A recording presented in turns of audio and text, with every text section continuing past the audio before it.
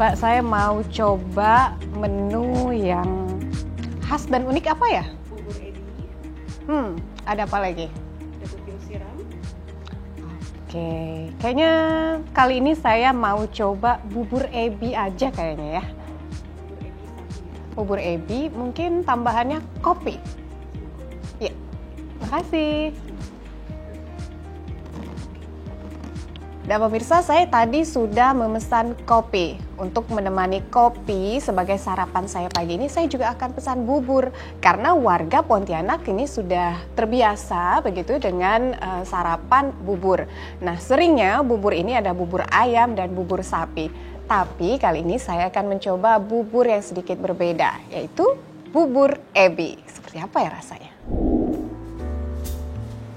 Wah, akhirnya pesanan saya sudah datang. Terima kasih.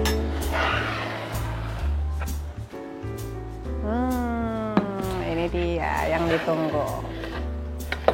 Mbak, saya pesan air mineralnya juga ya. Iya, kasih Mbak.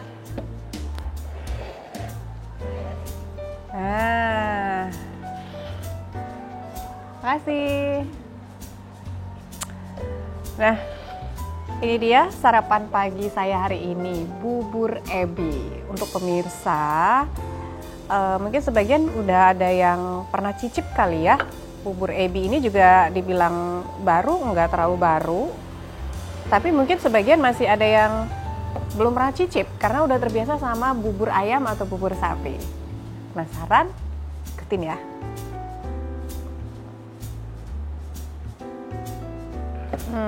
Jadi di sini itu ada kuahnya juga terpisah, bisa kita guyur ke dalam bubur ebinya. Tapi kalau nggak mau pakai kuah juga bisa.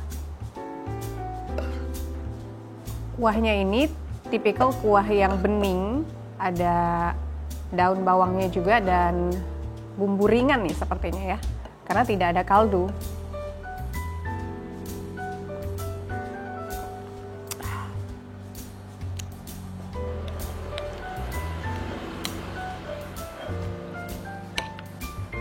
Di sini kita juga disediakan jeruk sambal. Saya cobanya dikit dulu ya.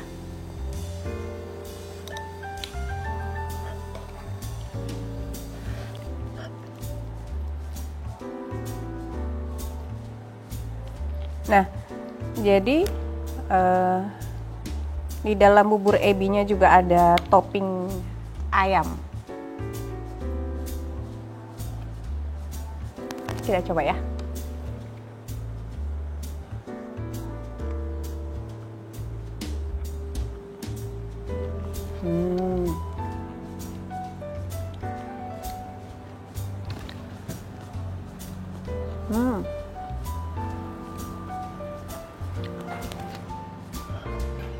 Ebinya itu garing dan potongannya cukup besar. Potongan ebinya nggak terlalu halus atau dijadikan serbuk. Jadi setiap satu suapan bubur ebi ini kan ebinya tuh dominan daripada topping-topping lainnya. Karena di sini toppingnya juga ada ayam, ada telur ayam juga, ada daun bawang.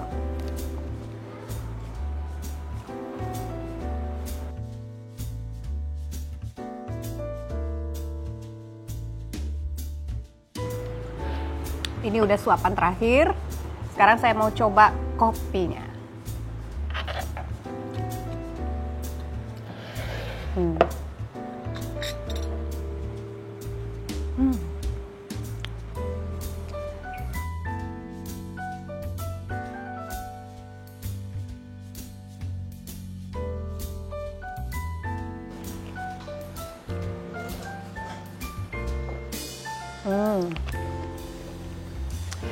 Nah, kita udah ngopi, udah sarapan bubur ebi juga. Nah, ini untuk pemirsa yang mungkin bosen dengan bubur ayam atau bubur sapi, boleh nih cobain bubur ebi.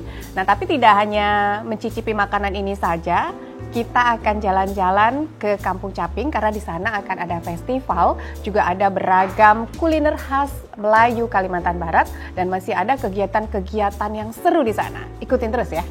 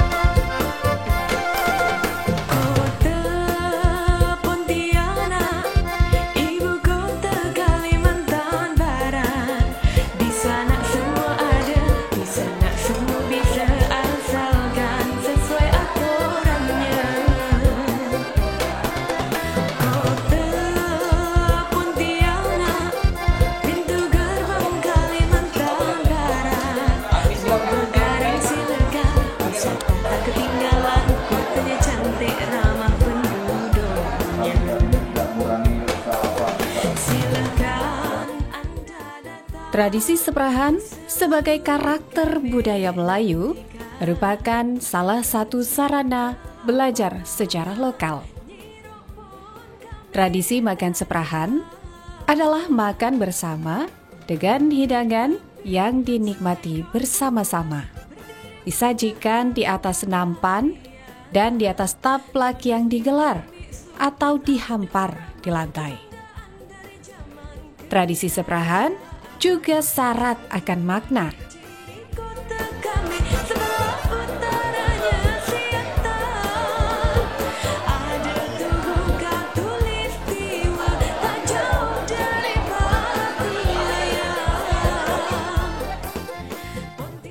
Seprahan mengutamakan gotong royong dan kebersamaan.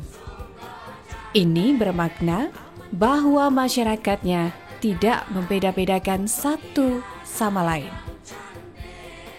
Seprahan bermakna duduk sama rendah, berdiri sama tinggi. Ini sebagai wujud kebersamaan dan persaudaraan.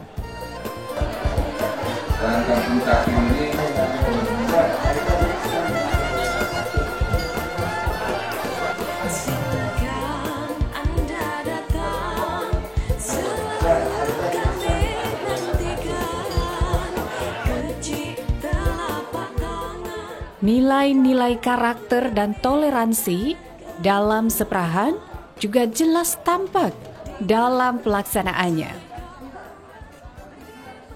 Ketika menyantap hidangan yang telah disiapkan, tak ada perbandingan latar belakang dan status sosial dalam pelaksanaannya. Semuanya tumpah ruah bersama, menikmati makanan secara bersama-sama.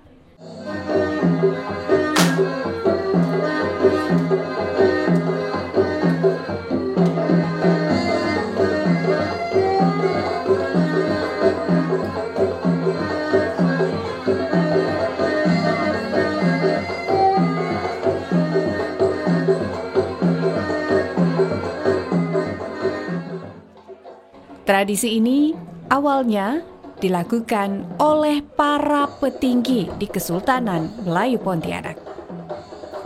Dahulu, tradisi seprahan hanya diadakan ketika perayaan-perayaan acara pernikahan, hitanan, atau syukuran masyarakat Melayu. Namun kini, lambat laun tradisi seprahan tak mesti dilakukan pada perayaan besar saja dan dapat dilakukan oleh masyarakat Melayu Pontianak secara umum.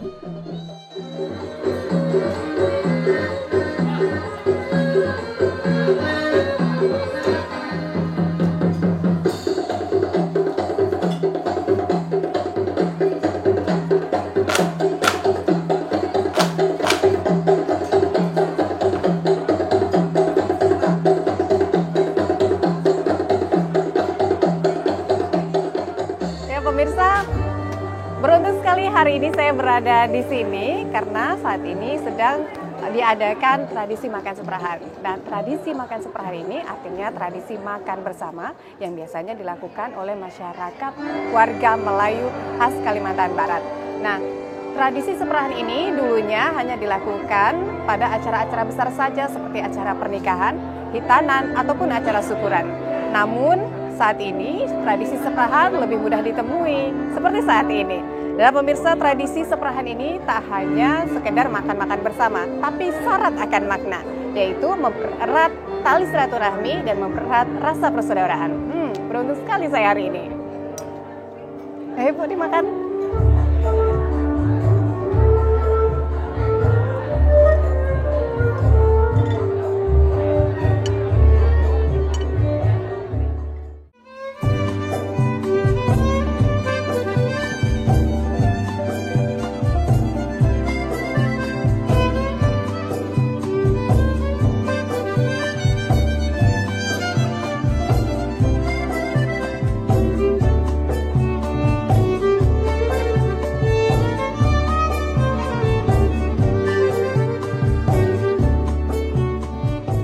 Batang buru ini ada maknanya atau terbuat dari apa sih Mas? Kue batang buru ini sejarahnya konon pada zaman dahulu kala ada dua orang putri adik-beradik mencintai seorang raja yang tampan. Si kakak mencintai si raja, ternyata sang raja sangat mencintai adiknya. Nah, sang kakak merasa sedih, tetapi kesedihannya itu dibawanya ke dapur dan kemudian dia mengolah kue. Maka terciptalah kue itu yang disebutnya batang buruk. Karena hatinya buruk, pikirannya juga buruk. Tetapi makanan yang disajikan itu sangat lezat. Kemudian sang putri tadi merengek-rengek kepada ayahandanya, memohon agar kue itu dihidangkan untuk tamu-tamu kerajaan. Ternyata tamu-tamu itu karena sangat lezatnya, makanya sampai cerobok berjatuhan santannya. Nah itu, jadi kue batang buru ini selain melampiaskan rasa kesedihannya juga, kita makannya perlahan-lahan karena dengan perlahan-lahan itu ada sopan kebangsawanan di situ diuji. Sang putri berkata, tidak salah aku mencintai Tuan Baginda Raja meskipun cintaku tak sampai. Seperti itu sejarahnya. Untuk adonan kuenya sendiri yang dasarnya itu warna putih begitu ya? Iya. Nah itu dari tepung apa sih Mas? Itu dari tepung gandum. Untuk semuanya masih sama seperti dahulu kala. Prosesnya dibuat dadar, kemudian diisi kentang, wortel dan daging, kemudian disiram dengan topping santan kental. Ingat, santannya tidak berendam. Yang zaman dulu itu santannya melekat di permukaan. Tapi zaman sekarang ada yang mengatakan batang buruk berkuah. Boleh, tidak apa-apa, itu inovasi. Tapi yang lama jangan dilupakan. Makanya hari ini kita menampilkan kembali kepada anak-anak muda bahwa yang asli seperti ini. Pemirsa jangan bingung begitu ya, kalau untuk batang buruk ini sendiri sebenarnya originalnya tidak terlalu beda jauh dengan yang saat ini. Iya. Nah itu tadi kita menilik mengenai batang buruk. Iya. Ada satu minuman yang legendaris juga Iya, nih Mas. iya, Minuman iya. apa itu namanya Mas? Air serbat. Air serbat. Air serbat ini orang selalu mengatakan air pengusir. Rasanya itu jelek. Kami dari MABM Majelis Adat Budaya Melayu akan merubah pelan-pelan menjadi air penyempurna jamuan. Seperti itu. Kenapa sih Mas Ri namanya air sorbat? Ya, air serbat itu karena terdiri dari berbagai macam rempah-rempah. Kapulaga, kayu manis, cengkeh, pandan yang dimodifikasi itu dikasih jahe. Yang aslinya tidak dikasih jahe gitu ya. Nah, manfaatnya adalah sebenarnya orang zaman dulu itu pinter, air pengusir. Pada saat kita makan saprahan itu yang kita masukkan ke dalam tubuh itu lemak-lemak. Nah, ketika kita minum air itu, air yang diusir itu adalah lemak-lemak jenuh itu akan dikeluarkan. Orang zaman dulu itu pinter sebenarnya. Jadi lebih ke mendetoks. Iya, detoksifikasi. Ya, jadi dia sejenis herbal begitu Mas? Iya, bagus diminum setiap hari 1 gelas.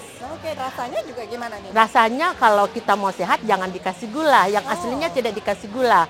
Tapi kalau kita mau ada rasa enak sedikit bisa dikasih gula. Nggak pahit tapi kan Mas? Tidak pahit, sama sekali tidak pahit. Dengan perpaduan dan ukuran yang betul bagus itu tidak terasa pahit, malahan menyegarkan. Manfaat pertama adalah menurunkan kolesterol.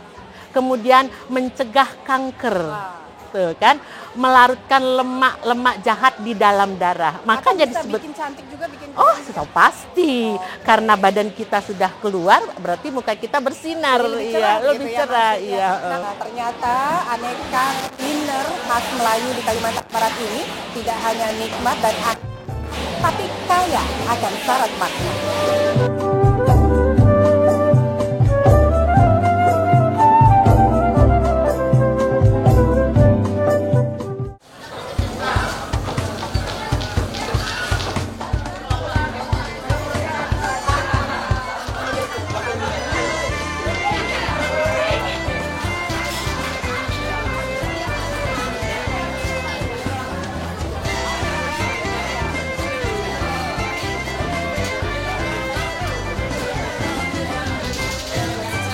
Tepi barat pulau Kalimantan, melintas garis katulistiwa, di bawah sungai Kapuas namanya, di sanalah kampung kami berada.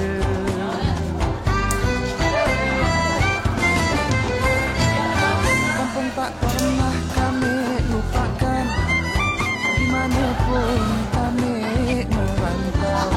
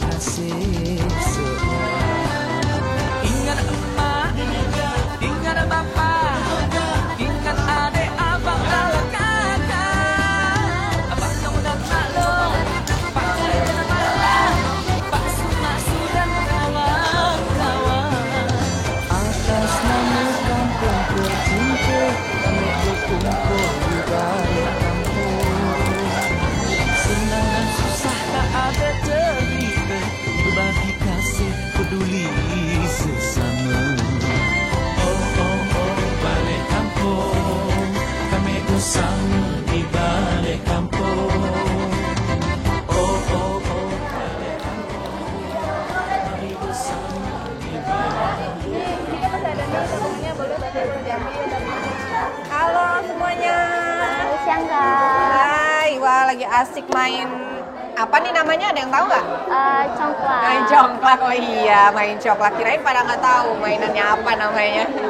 Ini udah ada pemenangnya belum? Belum, kita baru mulai main Kak. Oh, pas bener nih, saya bisa ikut nimbrung main ya. Iya. Sebelumnya kenalan dulu, namanya siapa? Nama saya Sofia. Sofia. Kalau yang ini? Tania. Yang ini? Nama saya Yosi. Yosi. Wah, kalau Sofia nih, Sofia sebelumnya hari ini sebelum sekarang main congklak itu sebelumnya atau kemarin-kemarin sudah pernah belum main congklak?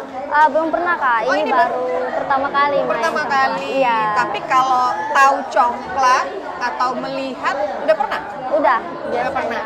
Kalau yang pernah dilihat sama Sofia, congklak itu kayak apa? Congklak yang pakai plastik yang biasa dijual di pasar. Oh, maksudnya material ininya plastik begitu Iya. ya? Iya, kalau yang ini kan yang orisinilnya begitu ya, bahannya itu terbuat dari biasanya kerang asli, ya kan? Kalau di pasaran tuh sekarang udah cenderung lebih ke plastik bahannya Iya, begitu plastik-plastik ya. yang hitam. Iya kan, buatan itu kan ya. Iya. Nah, kalau Sofia sendiri tadi udah main permainan tradisional apa aja? Ini kayaknya kan tadi juga ada banyak permainan tradisional lain ya? Ya, tadi di bawah sudah main gasing, kelereng, main tabak juga ngeliat teman-teman. Main tabak itu permainan tradisional lama juga. Nah itu sebelum datang sini sudah pernah main? Belum Pernah, Yosi? Udah pernah. Kalau siapa tadi? Udah pernah? Wow, berarti masih ada generasi muda yang belum mengenal atau mungkin belum pernah mencoba nih permainan tradisional. Nah kira-kira Yosi dan Sofia, apa nih yang bisa kita lakukan sebagai generasi muda supaya teman-teman di luar sana atau generasi muda berikutnya bisa kenal, bisa tahu, bisa main juga permainan tradisional saat ini? Terkadang pada saat event kemerdekaan, hari kemerdekaan itu diadakan lomba. Iya, gitu. diadakan lomba permainan bener, rakyat ataupun memang pada hari-hari tertentu diadakan permainan rakyat. Oke, mungkin juga di ruang terbuka pemerintah bisa membantu menyediakan permainan-permainan tradisionalnya begitu ya. Tapi kayaknya kalau disediakan aja tidak dimainkan juga nggak akan lestari nih ya. Berarti setuju ya kalau permainan tradisional tetap harus ada dan ikut dimainkan. Benar. Supaya nanti teman-temannya atau generasi berikutnya mengenal permainan tradisional begitu ya. Benar. Oke, nah memang permainan tradisional ini merupakan adat istiadat dan budaya termasuk khas Kalimantan Barat yang kali ini ada congklak dan juga ada gasing dan masih banyak permainan lainnya. Nah generasi muda juga bertugas untuk menjaga dan melestarikan adat istiadat budaya kuliner hingga permainan. Tapi bukan saja generasi muda yang bertugas, melainkan tugas kita semua. Ingat papa, ingat adik, abang dan kakak, Pak Long dan Mak Long, Pak Ngah dan Manga, Pak Sumak sudah. Legenda Puaka Sungai Kapuas. Kalimantan Barat ditulis oleh Ime V. Pada zaman dahulu, ada dua bersaudara, Kalite dan Napuas, yang berasal dari negeri seberang berlayar untuk mencari pulau-pulau yang akan dikuasai. Hingga pada akhirnya mereka menepi pada sebuah pulau yang memiliki hutan lebat dan belum berpenghuni. Pulau itu bernama Pulau Kalimantan. Saat berkeliling, dua bersaudara berbeda kepribadian itu menemukan sebuah sungai yang sangat panjang seperti tak berujung. Karena merasa kehausan, keduanya pun meminum air dari sungai tersebut dan beristirahat di bawah pohon besar. Saat beristirahat, muncullah seekor ular dari atas pohon. "Hai nak, hai anak manusia, bagaimana kalian bisa menemukan pulau ini?" tanya sang ular. "Kami berasal dari negeri seberang. Kami mencari pulau untuk dikuasai," jawab Kalite. "Kalian adalah manusia pertama yang menjejakkan kaki di pulau ini, maka kalian tidak akan bisa pergi karena telah meminum air sungai. Tegas sang ular. Mengapa kami tidak bisa pergi? Kami punya kapal besar yang bagus, dan aku akan mendirikan sebuah kerajaan di sini. Setelah itu, kami akan mengabarkan kepada orang-orang di negeri kami untuk datang kemari, kata Napuas sombong. Pemirsa Ragam Kalbar, demikian perjumpaan kita hari ini. Tentunya menjaga adat istiadat serta melestarikan kebudayaan, kuliner khas, dan juga permainan tradisional serta UMKM bukan hanya menjadi tugas dan tanggung jawab para generasi muda saja, melainkan juga menjadi tugas dan tanggung jawab kita semua. Sampai jumpa!